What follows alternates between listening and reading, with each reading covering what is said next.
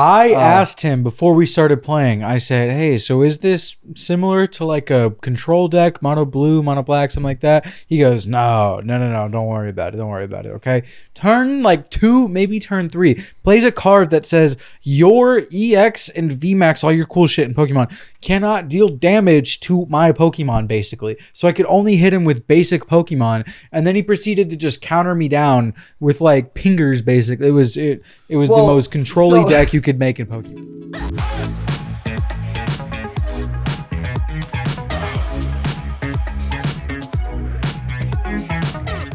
And we are live. I thought we were going to sing the iCarly theme song like we've done in 7 other. You see, somehow the world will change for me. We've done that here, but yeah, we're here. We're here. Do you think if we do it too much, we'll get like sued? Yeah, definitely. iCarly herself is going to come.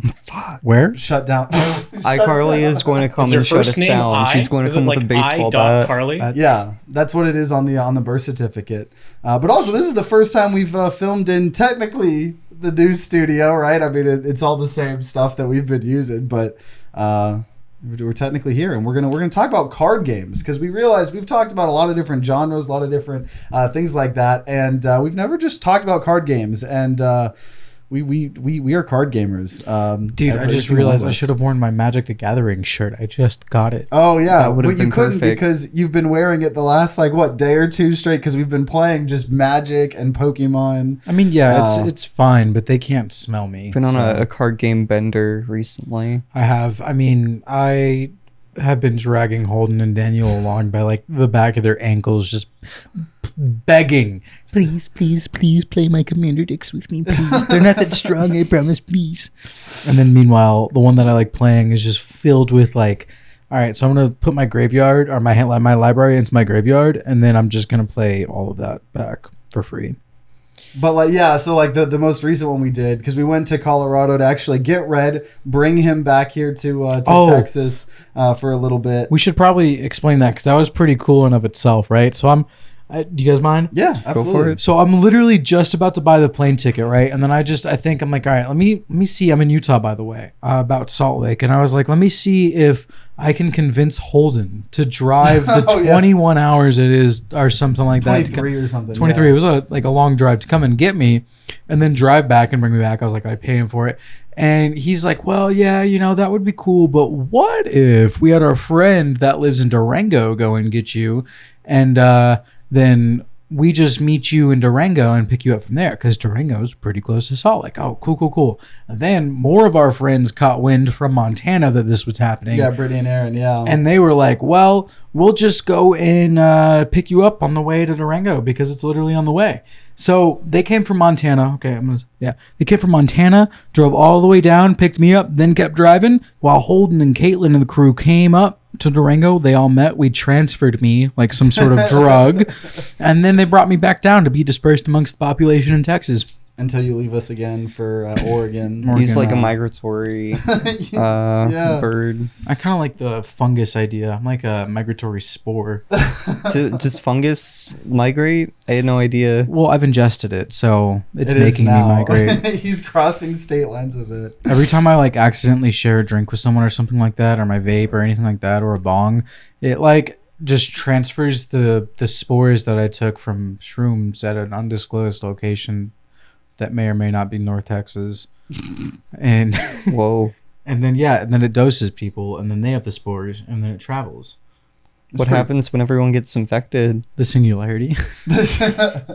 Just the end of Evangelion just like starts taking place once he gets over 70% of the population. And then everyone will play Magic the Gathering with him one mind. In Colorado, we played, because me, Red, and our friend Jackson in Colorado, we all in high school, we went to like all the F&Ms, the Friday Night Magics. I think Manuel came with us a lot of the times where we would do the pre-releases. And we played a lot of Magic. Magic. I think we started getting into it around like Khans of Tarkir. That was like the big set where there was like these different tri-color factions like Mardu or Abzin. They all did different things, and we got really into it. We played a lot of Magic. I think my little story that I have for Magic is I guess we made several different decks. I made like a modern elf deck that would just like infinite combo in turn 3, and this is why I'm getting now punished for now Red's commander deck where he spends like time doing all the graveyard shenanigans, because that's what I did with the elves back in the day. But I had like an elves deck, I had a goblin deck, and then I finally tried to do standard, which like most card games have like a standard format where like you can only play cards from the newest like year or two of sets. And I remember I spent like $150 on this Teamer like energy deck, and like a couple weeks later a couple of the cards got banned, and so I was like, okay, I'm never playing standard ever again, like fuck this shit. Like, I just want to iterate to back then Holden's decks were like pretty much all consistently aggro, like win turn 2, turn 3, or they lose. Meanwhile, I'm just trying to over here like play the game and have fun, and with big green creatures and have a jolly old time. And so now the turns have tabled completely, and I'm basically making him suffer 40 minutes at a time. There were times like with that goblin deck, my goblin deck used to be mono red, and I did want it not to just be an aggro deck, so I added like black to it, so it was like a black red deck, and so it was a little bit slower. There was like a goblin that had like anti-An or something. Only because of my bitching. No, I still like some of the goblins that were in, like, it was like, you know, all your goblins get +1/+1, like that anti and stuff like that. Your bitching probably contributed to it. Yeah, what decks and stuff did you guys do, speaking of Magic, when we were doing all that? I'm not sure about Daniel, but I played mono black. Oh, you did? That's right. You were the... Because we were all playing in I think that's how we met.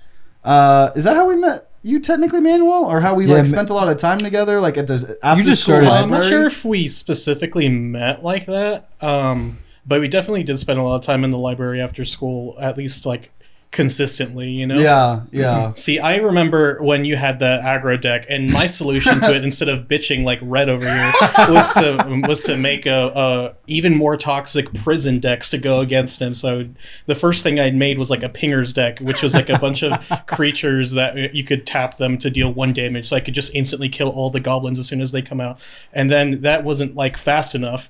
Right, but it was still fun. And then eventually I went into like Enchantment Prison to make all of his creatures not attack. Do you remember my Enchantment Prison deck? I do. I remember the pingers. I don't remember the Enchantment Prison. I hated both of y'all, to be honest with you. And Daniel as well with his black playing. Like, I'm just over here trying to like ramp up into big creatures and have fun. Yeah, like, so you were playing more mid-range decks, so like if we didn't beat you on turn 3 or 4, you would just win on turn 4 or 5 by getting infinite mana, and then bringing out these guys just bash you in the head. What I wanted to do back then, which is what I've done now, is because no one plays Commander around me or brings their own Commander decks, I've made Commander cubes, or Commander decks, they're like just Civil War-y, right? It's like kind of like I have a Dinosaurs and Dragons one.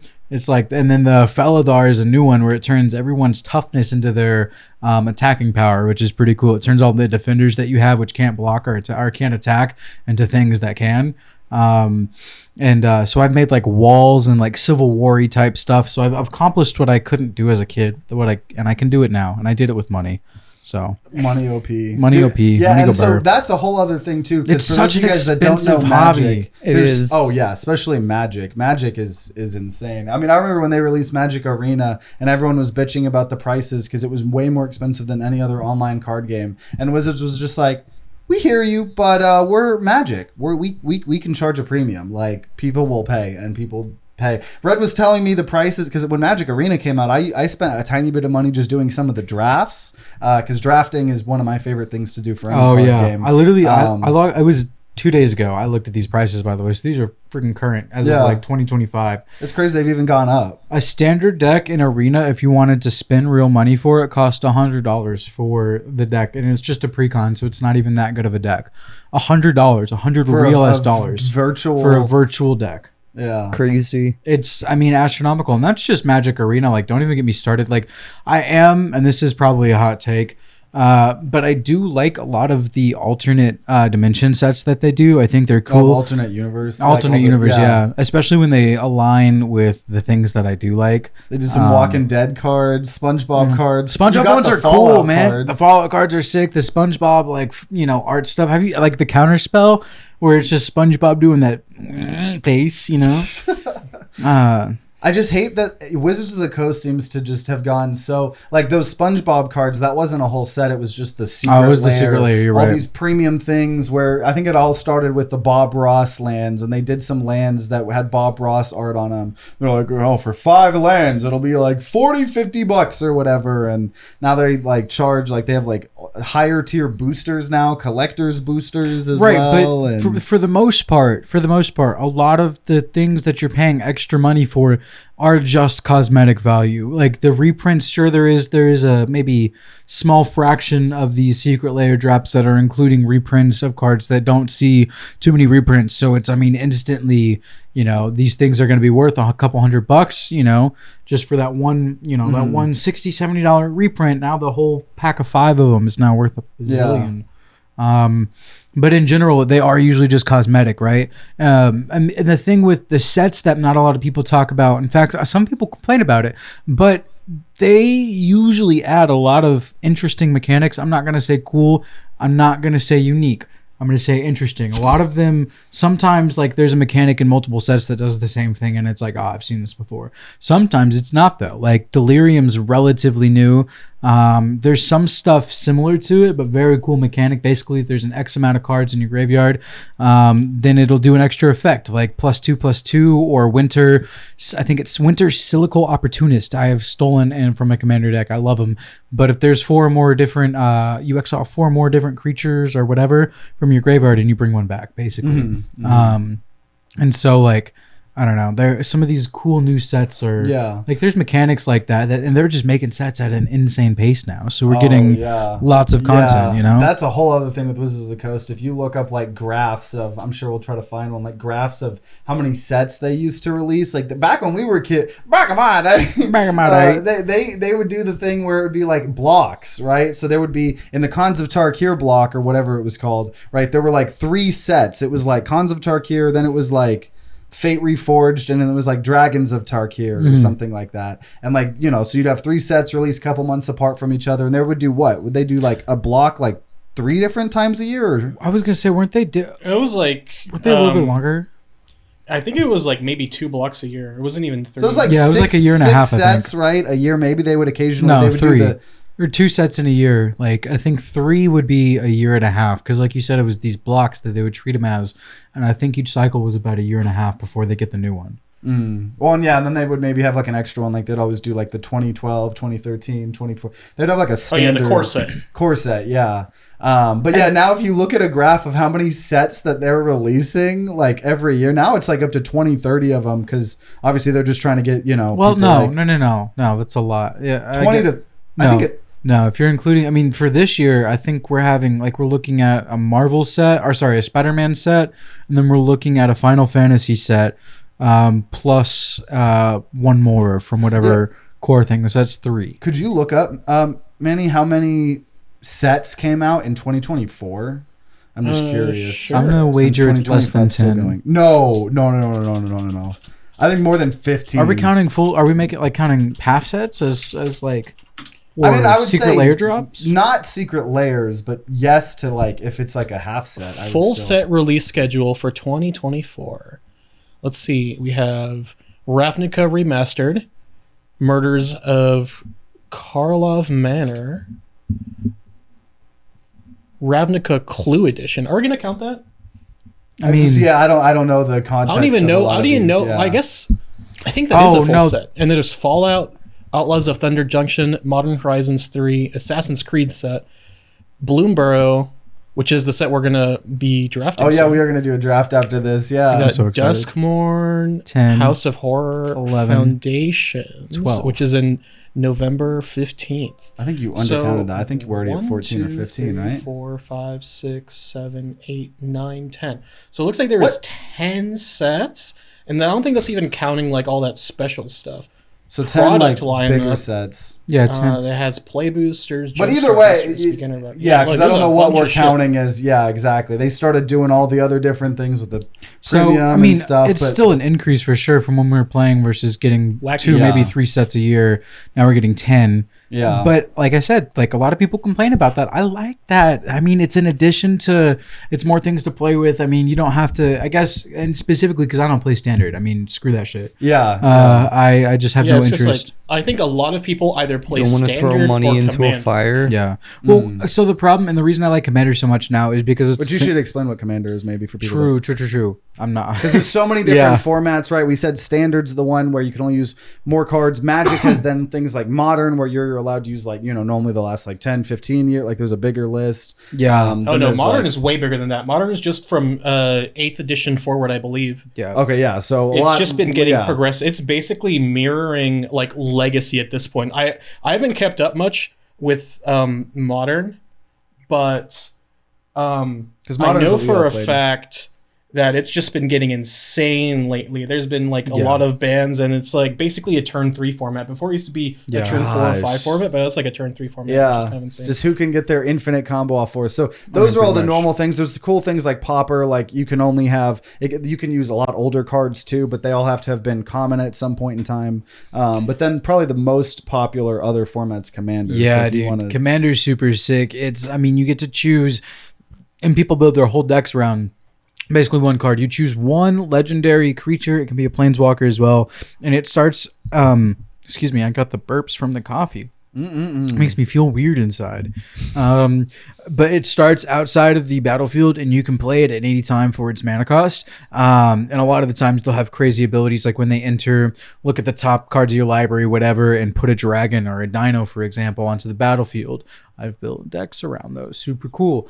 So then you have 100 cards instead of 60. Well, technically 99 plus 1, including your commander. And then, they're all singletons. So you can only include one copy of each card in the deck. Now, a lot of the times there's things that do the exact same thing, just with different names, and that's completely legal. But yeah, and what else is the... we start with a little bit more life. The other cool thing is it's a largely multiplayer format too. It was designed as an unofficial format, and Wizards finally adopted it, which I'm so glad they did, because I've just been buying precons like they're going out of business style, and they kind of are. Like a lot of, I mean, actually no, I take that back. They're going up because they are very strong. They're getting stronger and stronger. Yeah. Like there's also like more people just interested in Commander in general, especially casually. Yeah. The reason... Oh, that brings me back to my other point that I had earlier. The reason I like it so much more over Modern is because Modern or Standard, you need 4 copies of a card. Usually if you want consistency in your deck for something, which you usually do. And 4 copies of a really good card that you would want, let's say they're $30 each. Well, that's now 4 times 30, and that's $120 for these, versus Standard, it's all singleton. So you can include one $30 good card, one $20 good card, and they're all different. So they're all going to do, I don't know. I just think it's cooler. See, my opinion on that is actually the exact opposite, because I like Modern, or I guess like I used to like Modern more because of the fact that you could get 4 copies of a thing and versus exactly 1. Because the way I like to build decks is I like to find some kind of weird, unique thing that there might only be like 1 or 2 cards in existence that do something like that. Like when I used to build decks online on like untap.in or whatever, I remember, I don't even know if, because I haven't kept up with Magic since like we kind of stopped playing in after high school. But I know at the time there was a card called Paradox Haze, which was an enchantment that you can attach to either player, and it makes it so they have multiple upkeeps. And it was like the only card that did that. And I would take that and then a bunch of stuff that says copy enchantment. And that already in itself is 4 plus another 4, which is 8. So if I wanted to make some weird gimmick deck in Commander like that, well, I only have 1 card, right? Because I wouldn't be able to get 4, because obviously that's just the rules. So that's just my thing. Yeah, I mean, and Commander I know has a lot of like tutors and a lot of, which are cards that like allow you to just find any other card, you know, or any creature or anything like that. Or you could be like Red's freaking graveyard deck, where he's just constantly shitting half of his deck into his graveyard and then reanimating whatever the hell he wants. He's got the dredge shit going on. Yeah, and there's only a couple dredge mechanics, but yeah, you know. And so yeah, those.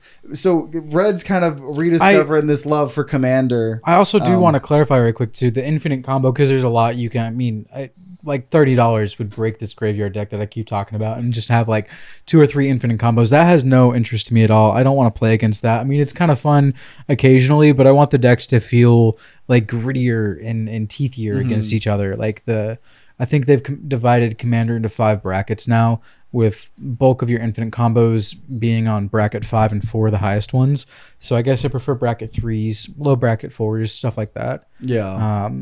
Because I don't know. That's my style. Yeah, so I think my favorite way to play Magic is because one of the other way to play, especially Magic, is drafting. That's a huge thing, right? Everybody gets 3 packs. What we're gonna do literally tonight, Manuel brought packs of the Bloomberg stuff. Or is it Bloomberg? It's Bloomberg. Yeah, it's Bloomberg. My dad went to MagicCon. That's actually a thing that y'all might not know. My dad used to be a Magic the Gathering judge. Oh, I remember. So he gets like invited to shit sometimes. He like went to work MagicCon like I think last year, and he got a whole bunch of shit back, like a whole box of Bloomborough for free, and like some of the like premium boosters that have like all the alternate art and stuff. Oh, that is so cool. That is got, so a cool. Box topper, and I got like a bunch of like full art counter spells that I might try to put in like a cube or something. I'm not sure. That is so cool, man. I forgot your dad was a judge. I mean, just getting swag. Yeah, MagicCon just happened, I think, this year again. Dude, I'm not sure if he went this year, but I think he went last year. Yeah. So so we're going to be doing that where everybody gets 3 packs, you know, everybody opens up a pack and then, pick a card and then, like go clockwise. Everybody keeps picking and, you'll eventually then after everyone does 3 packs, you'll have a bunch of cards and you can get as many basic lands as you want and, have to make a deck and then fight each other. And I always like limited. Those are called limited formats. Or there's also limited or like sealed where you can just like just open up a bunch of packs and make a deck. That's what a lot of the pre-release tournaments that would go to the comic book stores would be. It'd be like a new set coming out and everybody just opens up a couple cards, get a promo card, and then you have to fight people. And I always like that because I think like I hate with like talking about like, oh, Modern's now a turn 3 format. If you haven't won the game on turn 3, then you're screwed. Or Red hasn't made his Sultai deck as bad in my opinion as our good friend Jackson, who's like super into Magic Commander. He has like 8, 9, 10 different Commander decks, right? He goes to the comic book stores every week and plays Commander with all these people. So his decks are all about just like getting infinite combos on turn 3, or some of them are. I like limited because the power level goes so much more down. So you're more likely to actually appreciate and enjoy like commons and uncommons being part of your strat, and you're kind of limited in what you can draw. So the biggest thing I've done is over the last couple of years, I've built like 3 cubes, which is a way where you almost like mimic being able to draft, because drafting's fun, but if everybody has to spend $15 per draft, like that's money. So you get like at least 360 cards that are all meant to like be played together, and you make like fake packs, and everybody gets to draft over and over and over. So I made a Khans of Tarkir cube based on the set that we have nostalgia from, and then apparently someone made the world's most popular Magic cube is called Ben's cube, and he made a pauper version of his cube. So obviously that was cheaper, so I made that, and then I made like a set with Magic's. They made a couple joke like prank sets called like Unhinged or Unglued or stuff like that. So made a big fun quirky cube like that, so that's always fun to play. But yeah, that's Magic. Magic's cool. Obviously there's a lot of I'm actually curious. I feel like I have probably played the most amount of card games of anyone, because like I'm trying to think, because I have I think I'm definitely like, the lowest amount in of different room. ones. I would say not compared to many, and I'm also pretty highly contested, I think, with you. Well, and I'm talking about amount of different ones, not like amount of pure time. Well, played Slay the Spire for like 80 hours. Yeah, and Slay the Spire is great. That's one of my favorite things. Are you counting Slay the Spire? I'm only counting things like, okay, even if we're counting roguelikes, I still think I have y'all beat because of the roguelike deck builders. But even if we're just talking about collectible card games, and we'll jump into a more in-depth of a couple of these, because like me and Dan probably both played thousands of hours of Hearthstone. I want to talk about Hearthstone here in a second. But I've played probably hundreds of hours of Infinity Wars as a kid, the animated trading card game. Played a couple hundred hours of Eternal, an amazing digital card game made by Direwolf, who they're the people that port a lot of board games to video game versions, and they made their own card game called Eternal, and it's like Magic, but like I feel like it was actually made more for like a video game system. Freaking obviously Magic Arena, freaking the Pokemon stuff. I'm trying to think. Gwent. I know me and Red both played Gwent at different times. I'm trying to remember the other ones. I'm not even counting auto chess ones. There's Legends of Runeterra. I'll say I'm gonna start counting mine to see if I maybe have you beat, but I'm gonna write them down real quick. Yeah, I'll get back to you. I think I'm at like 5 or 6. It's not that important, I don't think. But yeah, I was just curious. Yeah, but hot take, I was gonna say I really like the end game version of Gwent versus the actual card game Gwent. I don't know, it's just a lot simpler. And because Gwent was from The Witcher 3. They put their own card game in Witcher, and then it got so popular they spun it off into its own card game. But unironically, I really like the in game version one more. I wonder if you would like, because they then spun off the normal Gwent. They made a like single player version of Gwent. Yep. Like also have its own separate. That one game. was good. I probably spent a good 40-50 hours. Okay, I never played that one. Gwent was cool because it was like more about math. It was like you had different lane. Oh, freaking Artifact, Valve's card game that they Valve just can't support a game. That was so funny from an outside perspective because I never played that, so I just saw people like hop into it and then it like just die after like a couple of months or something. Yeah, I don't remember. They tried to do the Steam market where like cards would actually be valuable, and like you couldn't. Like if you bought the game, you only got like 5 or 10 packs or something, there was so much cool stuff. Just like so stingy, it just like died. Yeah, pretty much. You couldn't earn cards for free in the game. But they had drafting, and you could for free draft with any amount of friends. And so me, Corey, like Garrett, Ryan, like so many people, we would create like brackets, and in game it would host these tournaments for you guys, and that was cool because it was like a MOBA card game. You had like 3 lanes, and you had to choose like where to put your creeps or where to put your heroes, or I think the creeps auto spawned. But Hearthstone probably was, I think my entirety of high school and a little bit of college. Like if I had any free time in school, I was playing Hearthstone on my phone. I literally have thousands of hours. I had a year, I think, of high school where I was just super addicted to Hearthstone. It was specifically when like Miracle Rogue was at its peak. Oh. And as soon as they did something that basically removed it from the game. You should say what Miracle Rogue was. Miracle Rogue's a deck in Hearthstone where you like get 30 damage in your hand and kill your opponent in one turn, normally very late into the game after you've delayed a whole bunch. So I played this deck like a shitload, but then I remember eventually some update took out a card that it needed to function, and I just stopped playing after that because it was like the one fucking archetype that I really liked. Oh, dude, I remember that. There were some the deck I always played was Control Warrior, because Hearthstone was cool because you had the different classes. Everyone has a different starting hero power. So Control Warrior was always fun, but where we start now getting into where the reason a lot of us quit a lot of card games here is fucking Hearthstone started to become so expensive. Like I remember there would be 2-3 sets out a year.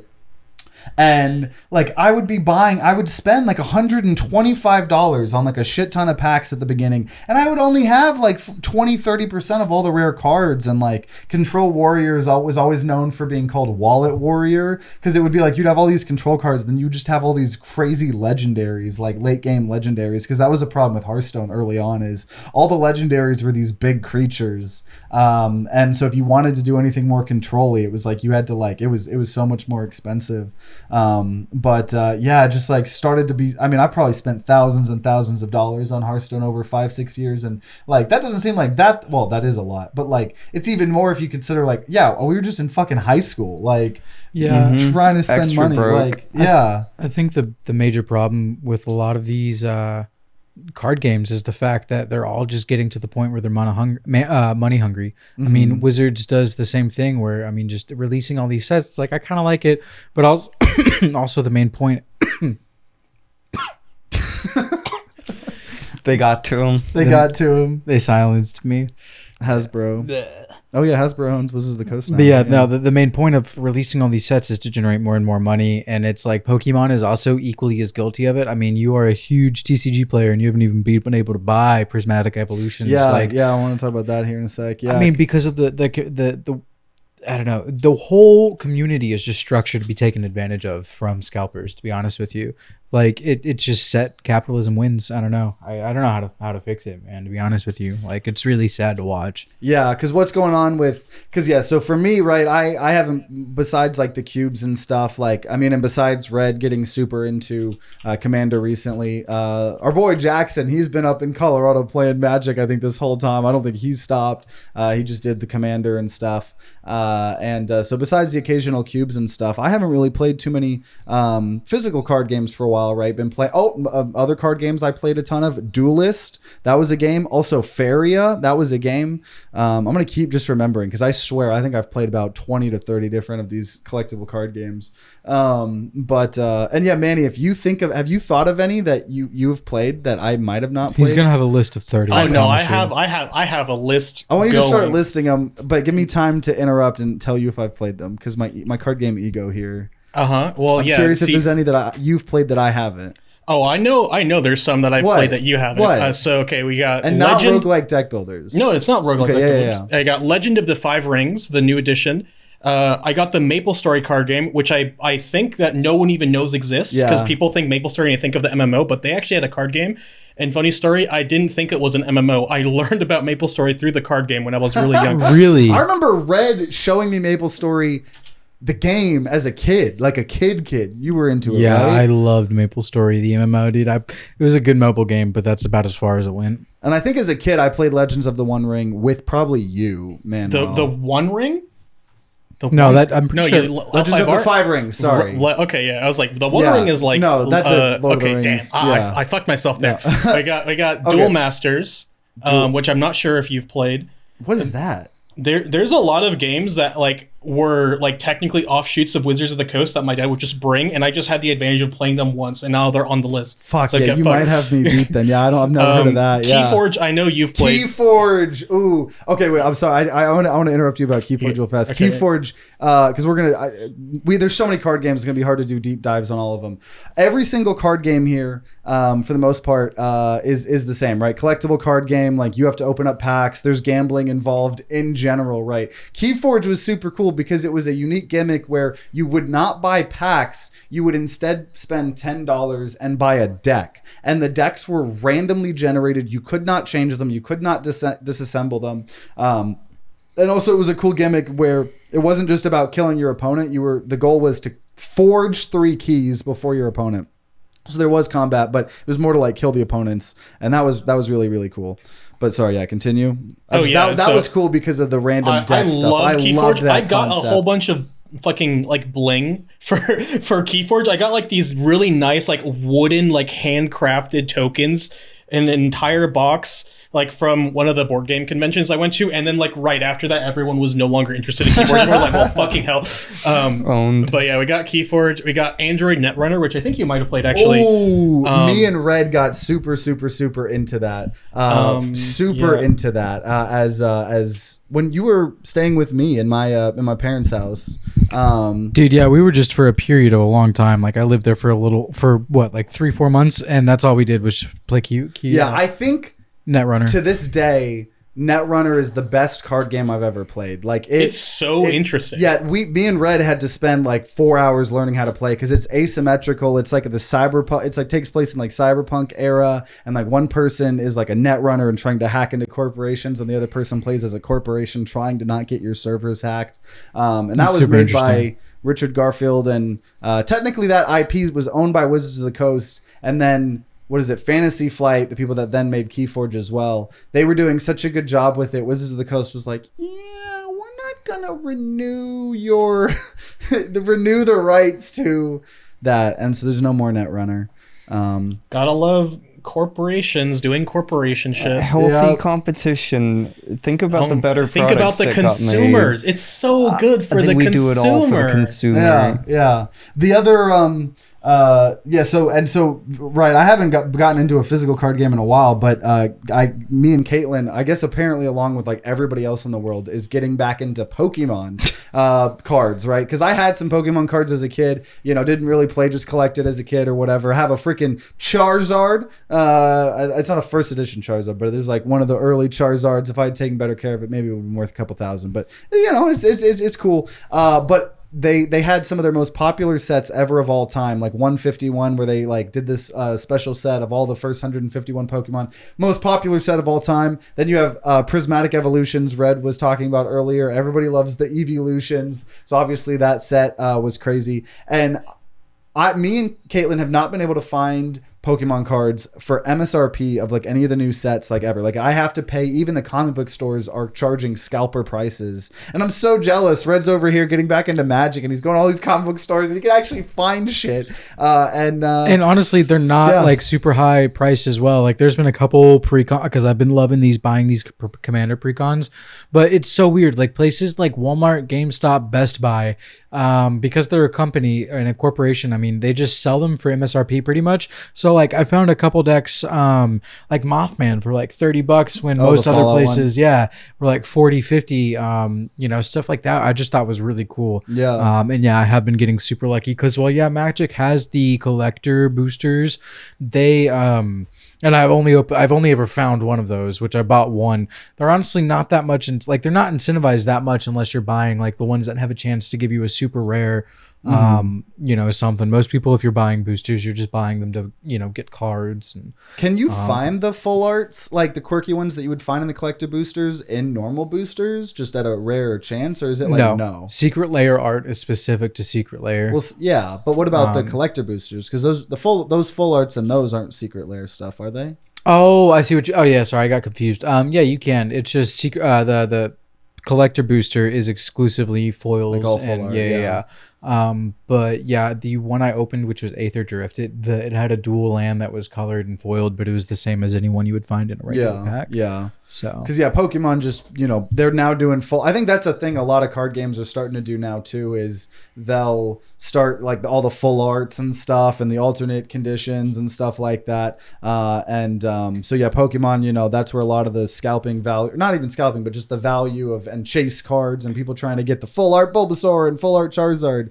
But I think where it helps Pokemon and it doesn't seem to be helping Magic is like all of the singles, even for like big rare EX cards. Like I've never seen, even in standard, like when I see people talking about certain cards in standard from a new set, like it'll be like $20, $25 max. Like I remember trying to play standard back in the day, and the deck I wanted a card called Scarab God. And I remember at the time those were going for $40 or $50 each. Well, yeah, like that's not even Dimension dual lands, which are always the most expensive. Dual lands, they always make deck. the lands expensive. Yeah, I bought a Secret Layer, which is the really cool art stuff, Scarab God for like I think $20 on TCG Player, and it should be coming when I get back home. I'm so excited. Scarab God. Honestly, crazy. I kind of disagree. Like you were saying, so you were basically saying that Pokemon like individuals and stuff like that are cheaper than Magic. Yeah, I think singles of cheap Pokemon are way cheaper. I kind of disagree. I've been doing a lot of Magic price shopping. I don't know much about Pokemon, but like I've been surprised at like there's been 2 or 3 cards that I'm like, oh wow, that's worth more than I thought. But even then, it's like $10 versus $5. There's only been like 2 or 3 cards that I've looked up that have been over $50, and those are broken. Well, and that's stupid too, though. I hate that. I hate that like they print these mythic cards and rares that are so broken, and it's like they're gatekeeping monetarily like rarer, more OP cards, whereas like Pokemon, all the gatekeeping is just the gatekeeping of the full art. Like that's the only like expensive cards or the art ones, but like but even then it's not necessarily the reason these cards are so expensive is not because they're broken, it's because they haven't been reprinted. Yeah, and they were printed at like a mythic or they a printed rare. them one time, then realized how broken they were, and then never reprinted them. So like, if people are playing with these cards, then usually they're in a very competitive kind of format, which is gonna have money no matter what scene you're in. You know, it's like, but also that brings me back to my point. Commander only need one. You know, say you want that ancient copper dragon, which when it attacks, it's gonna roll a d20 when it deals combat damage, and you get that many treasure tokens. That one's worth like $50-$60. That's an expensive card. It's really good. It's a insane ability, but it's not like you win the game kind of broken. Yeah. It's like you probably do, but I don't know. It's not an instant. And I think it gets helped that Versus, I will say this. Yeah. Versus Thassa's Oracle, which is 2 blue, and it says if it's in your graveyard and there's no cards in your library, you win the game. So, and that is just like, $2-3. I don't think it's your graveyard. I think you have to have it in play, but it's still basically instantly wins the game. No. If it's in your graveyard, I'm pretty sure it's if it's in your graveyard and there's nothing in your library, and you would go to draw a card and you don't. I'm almost certain. And this is in your it's when it enters the battlefield. Oh, okay. But that's why it's so broken, because it's enter the battlefield trigger. So you can't even kill it in response. The trigger's already on the stack. True. You have to counter the spell itself for it to not to happen, or counter the trigger, which is like really rare. True. That's not going to happen very often. So that's why it's like such a powerful card. My point remains though that card's relatively inexpensive to some of the stuff that's like really good, and albeit niche, but I think like also power creep of card games is also a super interesting thing to talk about, because like you have certain things like Yu-Gi-Oh, which I've heard the power creep in Yu-Gi-Oh is unlike anything else I've heard, like just insane power creep across the board. I've heard Pokemon described as like just pretty consistent power creep, but it's like a lot slower. Magic is just so all over the place, because you have some cards that are, like you're saying, older and they were broken and stuff, and then they never got reprinted, but people still want to run them because they're legal in Commander or stuff. So it's like there's so many instances of like broken things and stuff like that, like you're so right. And that's how that's how formats have evolved, like Modern, Standard, Commander, because they apply rules to some of this that Wizards have left out. Wizards just kind of provided the Legos and dictated the rules to us, kind of is what it feels like. Which kind of negates, there has been but you're right, it's like last year out of the 10 sets that were released, maybe 2 of them were the ones you really wanted to buy packs for if you were going for power. The other 8 were just, this looks cool. So everyone should use proxies is what I'm hearing. That is honestly, we should get sponsored. You've seen those like Temu proxies? No, I want to splurge and get like a $300 proxy investment set up, and just that's how you have fun with card games, is by if we can get like some really interesting cubes, just like with like proxies of like really cool like alternate art that's not even like official of the card, like I think that's how you can have a lot of fun. Right. Well, and I freaking 100% that reminds me, the first I can't remember if it was the first cube I made. Khan's cube for Magic might have been the first one I made, but when I did the unset, like the joke set and stuff like that, a lot of those uncube cards are really really expensive. So I remember pirating it at the light, or at like one of the community colleges. We just like paid a bunch of money to print them and stuff, and yeah. So what other card games do you have, Manuel? Oh yeah, because I kept so I this isn't an exhaustive list, because a lot of these are just stuff like I played with my dad growing up, just like one time, but I'm counting it just to Just to beat me. So I got Star Wars Destiny, which is a card game that also had like dice in it. Or like a deck build, like not a deck building game, but a game where you collect cards and build a deck, and also had dice. Arkham Horror and Eldritch Horror, the living card game. I played one of those at North Carolina. Horror? I think that's the more common one. I played the shorter one. Yeah, that's Eldritch Horror. Is that that's a card, or I remember like a legacy game, something like that. It's like a very long Call of Cthulhu type of thing. It is a card game, like where you collect cards, but it is pretty long. I don't remember much of the rules. Gotcha. Yeah, I do remember your dad going to all of the different conferences and stuff, like you said, the board game stuff, and just you guys would bring back like so many different board games and card games to test and stuff. Yeah, we get some shit there. We also have I've written down Eternal and Hearthstone, which I know you've already talked about. And then we also have the Dragon Ball Z card game, which I played a little bit, and I had a bunch of the cards. I had no fucking clue what the value of that was. And I also have Dice Masters, which I'm not sure if I'm gonna count, but because it's a card it's a deck collecting game, but you're also having to collect the dice. The dice are individually like a part of it, but yeah, that's my list. I think I played that with you a long time ago as kids. It's pretty cool. You gave me a couple of the dice for a deck, and then I don't think we ever played anymore. And I know that there's more, but I just don't remember them right now. I'm just trying to think of them. Yeah. I think the cool thing about card games is like there's just like no matter what card game it is, it's like there's so many different like fun like different things. Like as an example, Red's like really loving the Commander Sultai thing with the graveyard shenanigans, or like Dad, you were saying like you did the Miracle Rogue, and then they took away your Miracle Rogue, took away my joy. What are some of the, regardless of what card game it was, like are there any like some just like favorite decks that you guys ever had? I know Manuel talked about the Pinger deck in Magic. Well, aside from combo decks, I love making decks that have like big creatures that hit your opponent on the face. Red probably could agree with you on all the ramp teamer stuff, like the that was gonna be mine. Was I think one of the first decks I ever built that I like really liked was a mono green devotion, and its whole point was just ramp up and crazy big stuff early on. Oh, devotion was a cool. Do you want to talk about what devotion specifically was? I mean, that was one of the mechanics that we had when we first started playing, and it's like you count it as equal to each instance of it in the permanents you control among the battlefield. So let's say you had a permanent with 2 black and a colorless, you would count 2 black and instead of all 3. And then there was a lot of stuff that did things equal to your devotion. So one of my favorite cards was Nykthos Shrine to Nyx. I still have one. Dude, it's insane. You pay 2 and you tap it, and then you get mana equal to your devotion to whatever color you're using. Plus all the gods. There was a lot of gods from that set that revolved around Nyx, right? Or yeah, was it Nyx? that was Nykthos, Theros. And the gods, worked on devotion too. They said they weren't on the battlefield as a creature unless you had this amount of devotion, which is just a really cool mechanic, and I always fell in love with that. So because it's also like thematically, I love when the gameplay and like lore of the mechanic like match. Like devotion, that's perfect. Like these gods would just be these indestructible enchantments that like maybe had a passive, but like weren't that scary. And then when you add technically a bunch of devotion to it, right? Then you can start swinging with it or whatever. A lot of the times they did things that weren't even like you didn't even want them on the battlefield as a creature.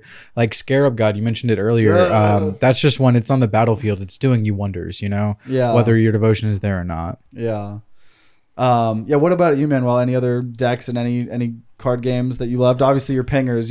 I love my pingers. I actually also like the deck that I played the most. I think was my 4-color Turbo Fog deck, which I would always bring to modern FNM. Did you remember playing against that? Yeah, that was a fucking menace. I would like beat like net decks and shit with that, because like there at the time modern was at a point where there was a lot of aggro. It was like Jund was really popular and really strong with like Tarmogoyf. And then there was like there's like mono red. There's a Splinter Twin was still really big. Like this is showing my edge. I hate Splinter Twin. But that was like the state of modern then. So I built a specific variant of Turbo Fog, which was 4 colors.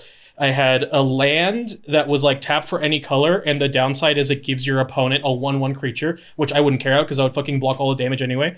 And then I would have like the stuff like Howling Mine, which would make every person draw extra cards, so I can always draw the fogs, of course. And the reason fog is just a card it just prevents all damage for the turn. It's an instant, but it's a spell, so you're basically down 1 card to do that. But I would have like I think 16 to 18 fogs in my deck, and I'd also have Cryptic Command, which would one of the options. It's a 4-mana counter spell that could counter. It has your choice of 2: counter, draw, bounce something, and I think tap all the creatures. And the tap all kind of is a type of fog if you think about it. So that's actually like an extra fog that could also be a counter spell. And the way I would win this deck, normally the way people win with Turbo Fog decks is just having them deck out, but I would have it because I had 4 colors instead of only 2. I would have Underworld Dreams, which is a triple black enchantment that I could pretty realistically get off. And it's like every single time an opponent draws a card, they take 1 damage, and they're drawing like multiple cards a turn. So it's putting them on like a 4 or 5 turn timer. And if I get multiple of those out, I would like lose if they brought out Blood Moon though. If Blood Moon would fucking turn off my deck.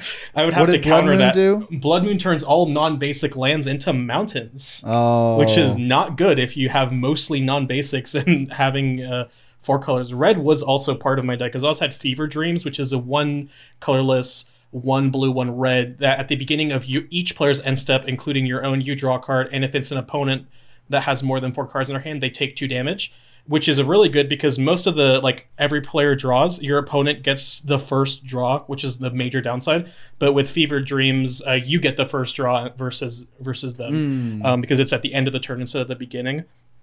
That's pretty but sick. yeah, and I had that, and I've been also, like, I don't know if y'all remember my custom cube, but I would, like, I had like a bunch of custom cards I turned into a cube. I do remember that. And I've been like steadily working on another one, like off and on since then. But like a bunch of stuff keeps happening. Like I keep like redesigning everything. Yeah. It's really funny because I keep trying to like make mechanics and stuff. Like, oh, this would be so cool if Magic would do this. And like I think I've grown a lot as a designer since then because like there's a lot of like when people are into custom Magic, there's a lot of like making everything broken sort of thing. I'm trying to make them. I'm trying to emulate the level of like modern power level in my cube. But like I would like post this. There's like a Discord. Custom Magic Discord that posts like some people are like, oh, there's no, this is not realistic. There's no way. And fucking like 5 years later, that exact same thing that I think, oh, this would be cool if it was in Magic. It's like in the game now. It's like, oh, goddamn, I gotta take it out of the It's happened like 3 or 4 times. And I make a mechanic and it later shows up and then like multiple people like, this is so unrealistic. And this like, fuck you guys, fuck you. Yeah, I was cooking actually. There it is. They should hire me actually, to be honest. I remember, I don't know if you were a part of this, Dan, but I remember as a kid, me and your brother David, and probably you as well, but we were making fake Pokemon cards via those websites, and then we would print them out, glue them on front of energies. Yeah, I think and I then remember we would that. Try to sell them Yeah, to you tried people to in sell the me neighborhood. some. Did it That was work? way more No, I unethical said than no. what I was doing. What the fuck? I turned them down. I think like we had different tiers. It was like some of them were $1, some of them were $2, some of them were $3. Dude, you're gonna get fucking Nintendo Nintendo's SWAT gonna- team Hold on, at that's your probably house. where that fake The lava cease and fit. desist is on its way. You better watch out. Don't you have a fake card in your Pokemon binder Well- and you're like wondering where it came from? That's probably where it came Yeah, from. no, because I still have somewhere in my house, in this house too. I've kept it with me. I need to find them at some point. Maybe I'll try to find them and include in this video, or not. I'll show in the future. But I found a card in my collection that was like a Regigigas, or however you pronounce the Pokemon, and I was playing with it. I put it in one of my decks, and I was fighting Caitlyn with it, and I started to notice like it felt like really weirdly strong, like even for an older card. Like, and I like there was like a typo on it. Like one of it said a number, but like there was no space between a and number, and the printing was just a little bit weird. So I looked the card up, and all of the damage values and every number on my card was higher than the real card. Like it was like, and I think that's a common thing with fake cards too, is to just like seem really OP. So maybe people will just think they're OP before they think about whether the card's real or not. But yeah, that just reminded me of doing that, man. I remember Pokemon as a kid. Like we wouldn't even play, like me and Yeah, it was all about just having like the coolest Pokemon. Yeah. Just Anna came with us on this recent road trip where we picked up and scooped red, and we were taught, because we were playing a lot of Magic and a lot of Pokemon, drafting some Pokemon cubes I built, because even though drafting in Pokemon's not that great, I still wanted to do it because I like drafting so much. So I made a cube around that 151 set, nostalgia bait, to get some people to play it that normally wouldn't play card games, because people like Caitlyn or Daniel's girlfriend Daisy. I'm probably not a super big card gamer, but we were able to learn Pokemon. This is a bit easier to understand. But Anna was saying at some point in time when we were kids, maybe we attempted to play 1 game of Pokemon or 2 games of Pokemon, and apparently there was like some sort of like Lucario or something, I don't remember, and I just claimed, like, because there was lore text about how powerful the Lucario was or something, and I kept trying to claim that my Lucario was invincible or something because of the lore text. because of the lore text. And then Anna apparently was getting so upset she just left and like went home and stuff like that. That sounds exactly like the type of shit that I would do as a kid. But I think my favorite deck I've ever played in anything was from Hearthstone. Do you guys remember the Jade? Oh Yeah. yeah, the stuff? Jade fucking warrior shit. Dude, I picked up on how OP that was going to be right as that set was dropping. That was so fun. So for the I think when it first came out, I think it was only for Druid, and then I think maybe it came back. No, maybe it was for other sets. I don't know. But there were these Jade cards that like when you used it, it would summon a 1/1 Jade totem or a Jade warrior.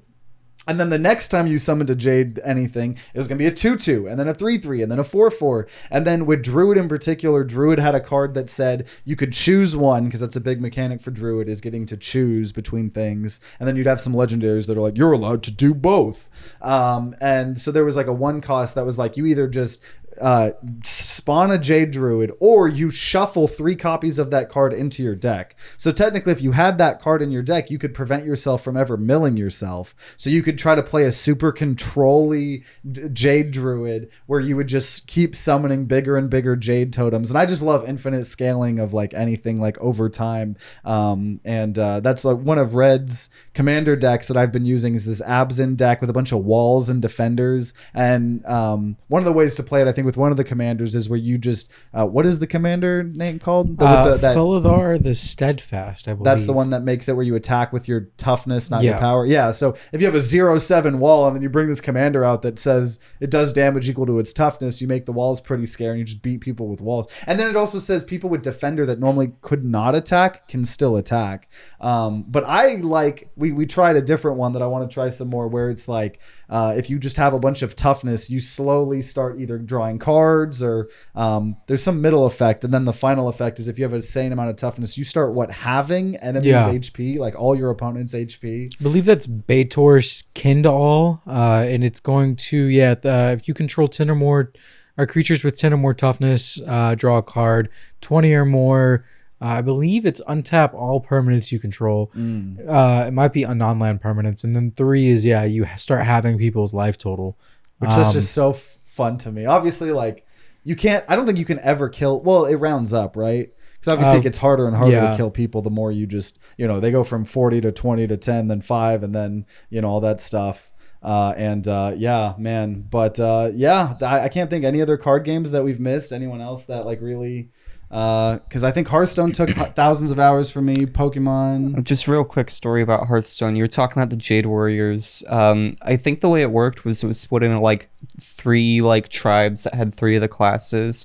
Anyways, the reason I remember was because I got a Jade like deck for Rogue, and I crafted the legendary with that using Dust, and Dust is something where you can like basically shred a bunch of cards you aren't using to make other cards, and then immediately I open like 2 packs just like sometime later I get the same exact legendary, and it's like one of the 2 legendaries I've gotten while playing Hearthstone, and it was like a duplicate of something I crafted. I'd be so mad. I was so mad, but I got 2 legendaries, so like, hey, plus 400 Dust. Yeah, because it was such a bad rate. It was like if you wanted a legendary, that was like 1,600 or something Dust. And if you disenchanted the legendary, you only got 400. So you needed 4 legendaries to get a real legendary. And then they finally started doing pity timers a little bit and trying to make, the game a little bit more friendly. But like, I remember like people always making this mistake, and myself too, of like, you really want to play a new deck, so you disenchant all of your cards that you probably shouldn't be disenchanting. And then you play the deck and then you already want something new, but you've disenchanted all your cards. And like, I remember multiple phases of you being like, all right, fuck it, I'm disenchanting all my shit so I can play this one deck, and then like afterwards you being sad that you can only play that one deck. It's like, oh, okay, well I guess I'm fucking spending another 120 150 things. That's why I liked Marvel Snap. That's another card game that I played for over a year, and I haven't played it in 6 months. I haven't played it in a while, but I remember that being like pretty good. Yeah, like because the acquisition for the first couple months was like really, really good, and then once you kind of get to the end game, it was real bad. And I think they've reworked it now. Now there's packs as well in Marvel Snap, because they were releasing 1 card a week or something. Yeah, but man, dude, I remember. I think we've all just been playing card games ever since we were a kid. So I'm surprised, honestly, we haven't talked about them on the podcast before. I mean, maybe I'm sure it's like come up, but like as a comment and stuff. Yeah. So okay, I guess maybe final thing as we're finishing. What is, if you had to only be able to play one more card game for the rest of your life? Magic, easy. Yeah, it's Magic. Red and man, you're gonna say Magic. Even as someone that's been into Magic for so long, I would maybe still say Magic. I'm really enjoying Pokemon right now, but it's because Magic has so much variety. Yeah. Honestly, I might say Netrunner. I haven't played Netrunner in years, but if I could only play one more, Netrunner, like if we had access to all the cards and everything, I truly think Netrunner is probably one of the best I've ever played. You could probably find a lot of the cards online for like not that expensive. Well, I still have all of Red's cards. Or we make too, a proxy and get a proxy machine and just start printing. I think when Netrunner shut down because of fucking Wizards of the Coast being a stupid capitalism thing, they some organization, quote unquote, stepped up, and like a community organization, and they started actually even creating rotations of like the older cards, and I think they actually were making a couple custom cards as well. That's cool. So that to make a little bit of freshness, but obviously that was just probably for people playing and stuff, But so they both said Magic. I said Netrunner. What about you? I guess all my friends are doing Magic. I just don't play that many Magic or like card games right now. So Magic, so I can play with my friends who are also being cursed by a genie that's actually to only play one game. Yeah, what are you gonna do? Play Netrunner by yourself, Holden? Yeah, because we're not allowed to play Netrunner anymore. Yeah, gonna be all by yourself. Well, see, that's also why I like Pokemon right now, is because like one, I do kind of like the more back and forthness. I feel Pokemon has a little bit more than Magic, but I also think I'm just super biased too, of like, I don't know, the whole time I played Magic, like the whole time I was collecting Magic, right, it was just like I'll just blindly collect any of the rares in case any of them are valuable, or I'm building a certain deck that like wants certain things. But it's like with Pokemon, it's like I'm like, oh, I feed like a Pikachu or a Mimikyu, and I'm like wanting to collect them. Or I think I just created, I was opening up packs on the my recent like little subathon thing or whatever, and I opened up a Drift Loon or a Drift Blim or something that said it had a move called Everybody Explode Now, and it does 50 damage to the opponent for every Drift Limb or Drift Loom or Drift Blim that you have like in play, and then it does damage to all of them as well. So you just like blow up all of your Drift Limb and Drift Blim and stuff like that. That's so funny. And it's so dumb. You can't play cards. It was I was testing it last night with Red, and I have a stadium. There's cool things in Pokemon called Ace Spec cards, and you can only have one Ace Spec card in your deck, and they're just like more powerful items. I asked him before we started playing, I said, hey, so is this similar to like a control deck, mono blue, mono black, something like that? He goes, no, don't worry about it, okay? Turn like 2, maybe turn 3, plays a card that says your EX and VMAX, all your cool shit in Pokemon, cannot deal damage to my Pokemon, basically. So I could only hit him with basic Pokemon, and then he proceeded to just counter me down with like pingers, basically. It was the most control-y deck you could make in Pokemon. Yeah, Red was using one of my fiance's decks, Caitlin, a grass deck, has like Muscarda, the Weed Cat, all sorts of stuff, but there are a lot of EXs and stuff. So the other counter to that stadium is if anyone then played another stadium, it's only one stadium's active at a time. So, but of course that deck didn't have I was going to say, which my deck conveniently didn't have. Yeah, and then cuckery, absolute cuckery. The whole time I needed to draw a Drift Bloom, and the deck needs a lot of improvement, right? So it's supposed to almost be more of a combo deck where I get all the Drift Bloom, and then I explode everywhere now. But I couldn't draw what I needed to draw, so we just kept passing the turn back and forth, and so absolute cuckery. It was very, very fun time. So yeah, I know we're about to draft the freaking. So what is the set? Drift. It's Bloomberg. Bloomberg. Yeah, Drift Bloom. The Drift Bloom. The Drift Bloomberg set. Yeah, that's gonna be the next set or whatever. Yeah, for Magic. But yeah, man, and yeah, Red, you're about to go to freaking Oregon, so I know you're gonna try to find some people playing Commander up there. Otherwise, you won't have anyone to play. But you any trails over there in Oregon? Oh yeah, there's lots of trails. I before I get sidetracked, I was gonna say one of the people that I played with in Utah over the winter, he was telling me, he's like, yeah, your the head chef there plays a lot of Commanders, so you'll be in good hands. He said there's also a couple good comic shops downtown.